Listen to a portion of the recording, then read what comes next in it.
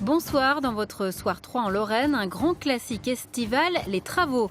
C'est habituel, mais cette année à Nancy, circuler dans les rues est une mission quasi impossible tant les chantiers sont nombreux. Les changements de sens de circulation sont également très durs à assimiler. Ça circule toujours donc à l'envers, on ne sait plus dans quel sens faut tourner. Il faut bien contourner le quartier pour pouvoir aller faire nos livraisons, c'est un peu compliqué, mais on n'a pas le choix, on fait avec. Ces travaux correspondent à une volonté de moderniser la ville et d'aller vite.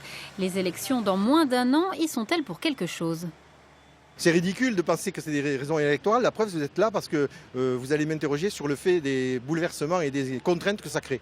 Donc quand on est en période préélectorale, on n'a pas envie d'avoir des contraintes.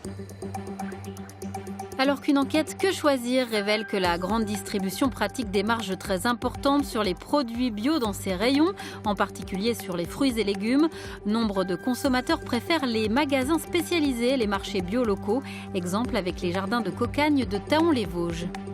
Ce matin, c'est le marché, au jardin de Cocagne de Thaon-les-Vosges. Ici, les légumes sont produits à quelques mètres des rayons. Un marché local bio qui permettent de pratiquer des tarifs abordables. Les salades, elles sont cueillies derrière, dans les champs. Elles vont directement sur le marché ou pour les paniers, mais aujourd'hui on est sur le marché. Et elles sont à 1 € pièce. Et c'est des magnifiques salades sans traitement, avec un arrosage modéré et qui sont en bio. Les clients ne s'y trompent pas. Saveur des produits, prix, contenu. Ici, on favorise les circuits courts, la saisonnalité, le bien manger. Alors c'est peut-être parfois un tout petit peu plus cher, mais plus on sera dans ces démarches, moins les prix seront élevés. Et je pense que c'est important pour la santé. Alexandre produit de la viande biologique dans les Vosges. Il sait d'expérience que rien ne remplace le contact direct avec le client. Et il n'est pas étonné de l'enquête de Que choisir qui pointe du doigt les marges importantes réalisées par la grande distribution sur les produits bio. Quand on voit les collègues qui vendent pour la grande distribution, on s'aperçoit que les prix de vente ne sont pas forcément très élevés. En revanche, quand on voit les prix qui sont pratiqués dans les étalages des grandes surfaces, là on s'aperçoit que les prix sont vraiment élevés, même plus que, comme là on vend direct, on prend directement au producteur. Donc là on se dit oui, il y a des marges qui sont vraiment trop importantes. Éviter les intermédiaires, éviter les transports pour garantir un prix attractif, sans concession sur la qualité, une formule qui apparaît comme gagnante dans ce marché de proximité. Direction à présent Soleol, un refuge en pleine nature qui fonctionne aux énergies renouvelables, un lieu participatif et convivial qui organisait dès ce soir son festival. Perché sur une colline et placé sous le signe du soleil et du vent, Soleol a opté pour les énergies renouvelables depuis plus de 20 ans. Ici, pas de télé, de lave-vaisselle ou de machine à laver. On vient à Soleol en connaissance de cause pour la nature, les paysages, mais surtout pour partager et faire des rencontres.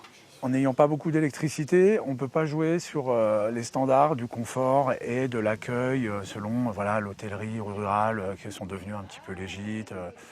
Donc comme on n'a pas ça, quelque part, entre guillemets, on le compense par la discussion, de la convivialité. Et surtout, on peut aborder les sujets sans être dogmatique, sans être des survivalistes, des ayatollahs verts, etc. Alors après, l'étiquette écologiste, moi, je la refuse pas, bien au contraire. Ici, chacun met la main à la pâte pour construire une scène, par exemple, ou pour préparer les repas avec des produits locaux. Tout le monde se retrouve ensuite à table. C'est l'esprit du lieu qui a séduit Carole, venue une première fois l'hiver dernier.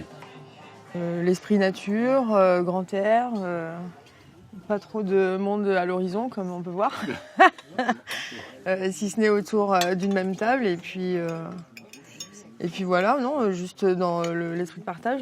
Soleol, c'est aussi un lieu qui multiplie les initiatives et le système D. Durant ce week-end de festival, les artisans artistes du collectif Horrerie de Maxéville mettent en place une petite maison démontable avec des matériaux de récupération.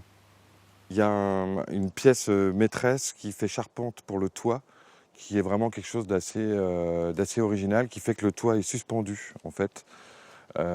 Donc après c'est juste des renforts et en fait du coup le toit tient les murs. Donc c'est un concept qui est à la fois simple et puis à la fois un peu compliqué à mettre en place, quoi. Ce week-end, Soleol organise son 7e Fify Festival. Les artistes investissent le lieu, à l'instar d'Achille, artiste peintre, et de ce royaume en lumière blanche et noire et en 3D. Un autre monde pour se déconnecter en pleine nature.